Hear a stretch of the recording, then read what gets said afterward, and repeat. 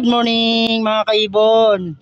So ngayong umagang ito ay abangan natin sa Umingan, Pangasinan.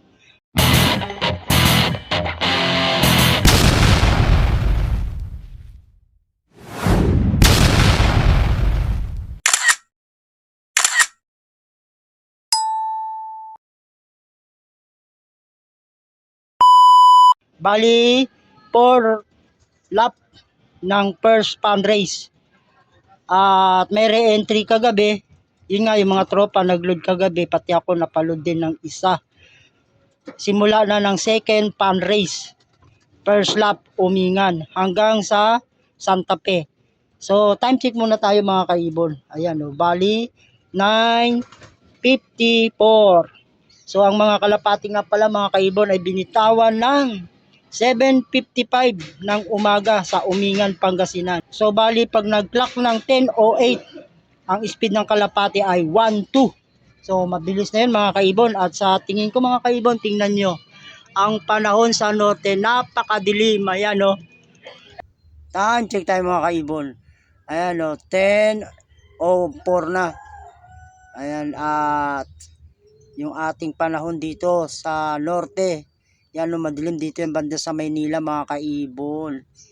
Ayan o, tanawin nyo. Grabe yung panahon na to. Dadaanan to ng kalapati ngayon. Malapit na yung ibon eh. May nakapag-clock na. Doon sa bandang norte. Valenzuela. Ayan, isa o. 17 na nag-clock. Yung ibon namin naharang ng ulan. Ayan o. Diyan yan sa Maynila mga kaibon. Harang ibon namin. Na-smash yung ibon namin. Kaya itong ibon namin ngayon ay malamang sa malamang mababa ang speed nito. At maraming magdadapuan dyan. Sigurado yan. Swerte ng mga bandang norte, no? Kasi nga, maaga pa sila. Nakapag-clock na. Hindi sila naharang ng ulan. Dito sa south, maharang talaga ng ulan yan. Sigurado yan. May smash yung ibon namin dyan. Yan o, meron na ibon dito kay Wong. Ano yan o, isa o. Ano. Grabe. Yan mga kaibon, mga Stanley Boy o. Yun o, bilis o. Lumusot sa ulan.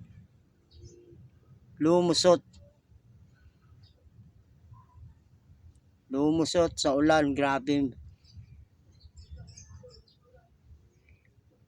Yan o. Yan o, bilis o. Mga nasa 900 nyo lang mga speed yan mga kaibon. Yan o. Bilis. Lumusot sa ulan tong mga ibon na to. Yung sa akin, wala pa. Ayan o, yung panahon o. Dito lang yan sa ano. Manila yung ano na yan, ulan na yan eh. Kaya yung ibon harang. Na-smash yung aming ibon sa lugar na yan. Parteng Maynila yan.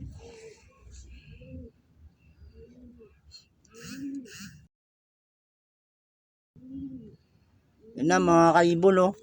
Ayan na yung ulan. Ayan na ang ulan. Ayan oh. Lalaki ng patak. Grabe. Ang lalaki ng patak. O yan na. Grabe. Grabe ang lakas ng ulan. Ayan o.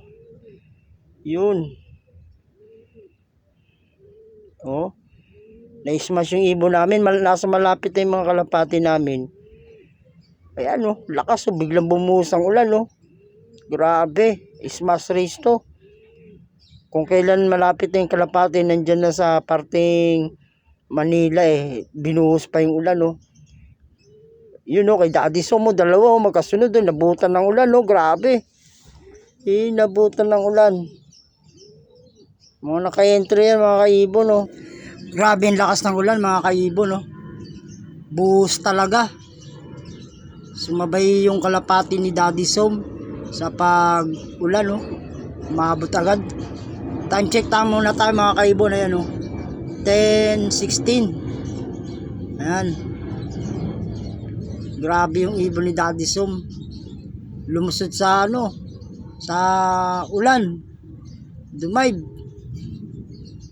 Yan mga kaibon o. Yung ibon ni Paring Awi nandiyan pa rin. Hindi pa rin nakapasok. Kanina pa yan dyan. Parang walang balak pumasok yung ibon ni Paring Awi. Yun o. Grabe o.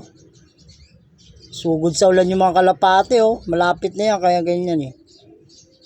Diniretso na nila ng uwi. Ito yung kay Paring Awi, ayaw pa rin malis o. Time check tayo. 10:25. 10:25 na mga kaibon.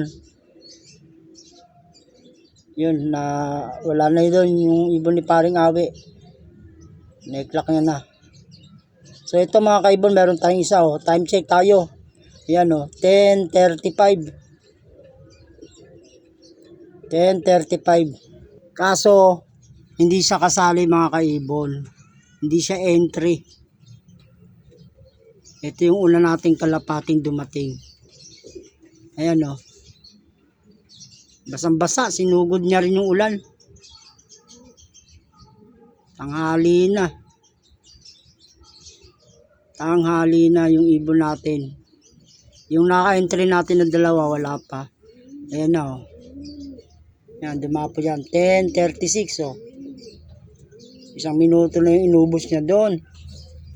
Sa pagtambay sa bubong. At mukhang dadapo pa sa bubungan yata. Tumitingin eh, yun. Dumapo nga. Nandito na sa taas ng bubungan. Malamang, maya-maya pa to. Time check. 10:38. 10:38 na. Di talaga bumaba. Yung panahon natin, lakas ng ulan. Talaga. Grabe yung ulan na yun na dumaan. Umiinom mo. 10:39 na o. Yan na. Ngayon pa lang ito papasok o. Paano pa kaya iba nating kalapati na naka-entry? Umiinom sila ng tubig eh o. Yun, nakapumasok na. 10:39. 10:39 pumasok.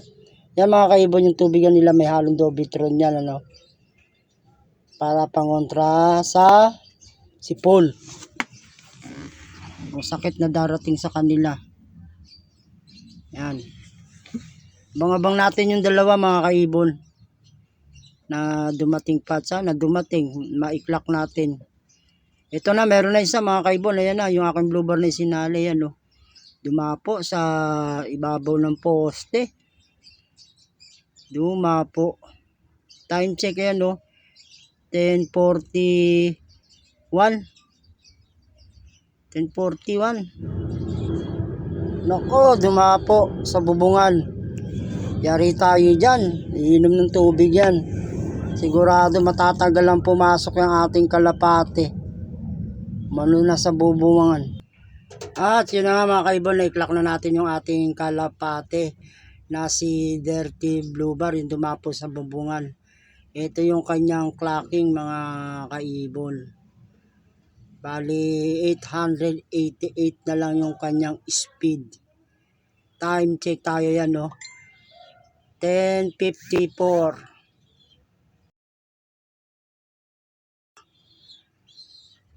Grabe, ang tagal niya sa bubungan. Mahirap pulihin pag naulan. Ito pa mga kaibon, yung isa nating ibon na isinali, si Checkered White Feather.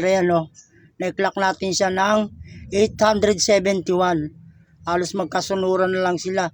Kasi itong ibon na yun, mabilis pumasok. Isa, dumapo pa dun sa bubong, uminom ng tubig. At yun nga mga kaibon, mga ka-Stanley Boy, kompleto yung ating ibon galing ng umingan. Time check tayo, ayan 10:58. At kompleto na yung ating mga ibon na tatlo.